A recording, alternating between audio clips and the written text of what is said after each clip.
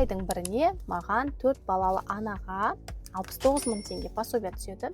Бұл пособияны мен маникюр, педикюрға құртпаймын. Арнайы балаларға 2 счет ашып қойғам. Каждый балаға біреуі ақыл депозиті, екіншісі бізде баспана депозиті.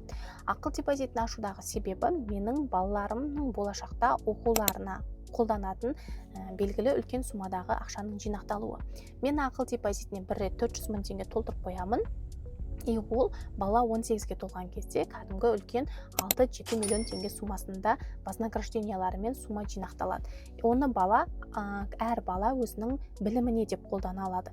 Екінші, менде баспана депозиті. Баспана депозитіне әр ай сайын үзілісі 20 мың теңгеден мен салып отырамын. 20 мың теңге көзге көрінбейтін ақша болғанымен, бірақ болашақта оның жаңағы ипотеканы рәсімдеуге мүмкіндікті көбірек болады. Неге? Өйткені каждый жиналған ақшаға вознаграждение беріледі. 18 жылға дейін оның ішінде біраз сума жинақталады. И бала 18-ге толғаннан кейін отбасы банктың жүйесімен 30-70 немесе 50-50 немесе наурыз деген сияқты бағдарламалармен спокойно табыс көзін растап ипотекаларын рәсімдеп алатын болады.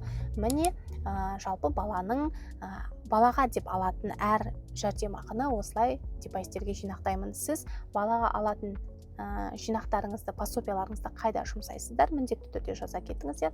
Менің айтқан бүгінгі ойым, пікірім мүмкін сізге инсайт болып, сізде депозит ашып бастарсыз. Ал егер де сіздердің жазып отқан ойларыңыздың арасында маған да пайдалы бір ақпараттар болуы мүмкін. Сондықтан бір-бірімізбен, тәжірибемізбен, опытымызбен бөлісіп отырайық.